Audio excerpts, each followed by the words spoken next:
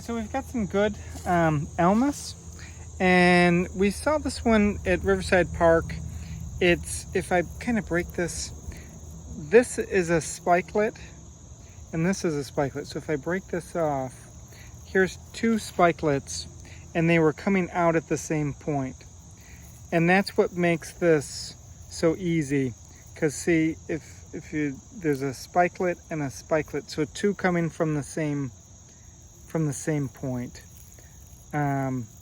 So if I just kind of break off a few of these, you can see it better.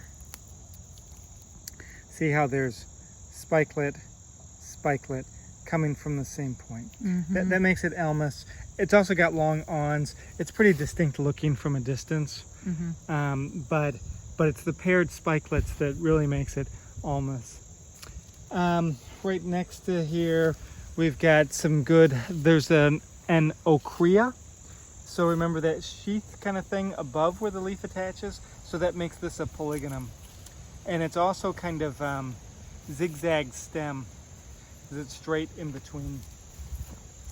And if we come down a little bit,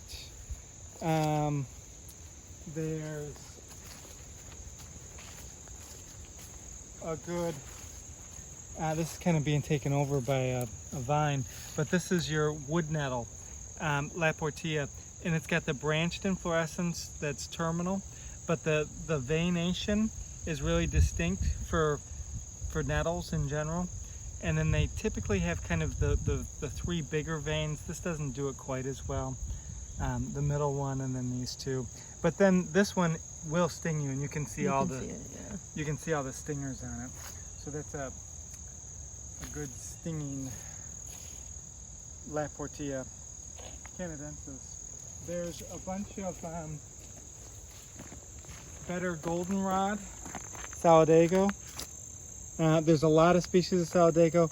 I personally would recommend against trying to key it out, just because there's a lot of them, so that can make it harder, and they're just small.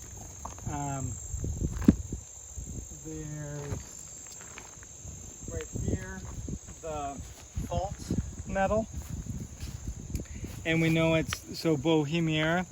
Again, it's the little balls that stick up, and then I can touch it, but this one does those three veins much better.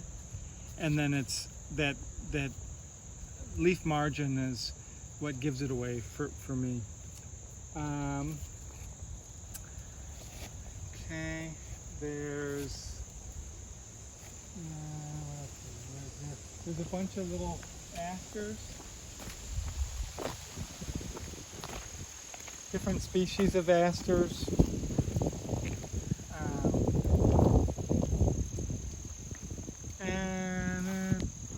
Actually, there's some nice dogwood, several different species of dogwood. Remember, if we break this, it would have the stringy in between.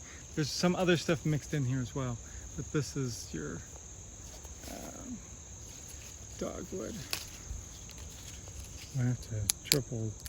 Yeah, there's a little stringy in between. Okay.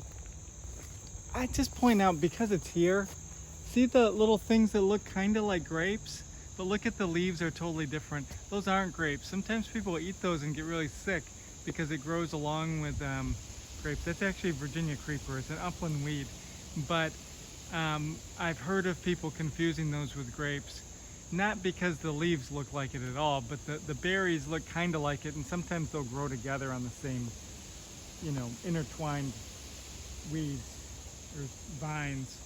And you don't want to get sick doing that.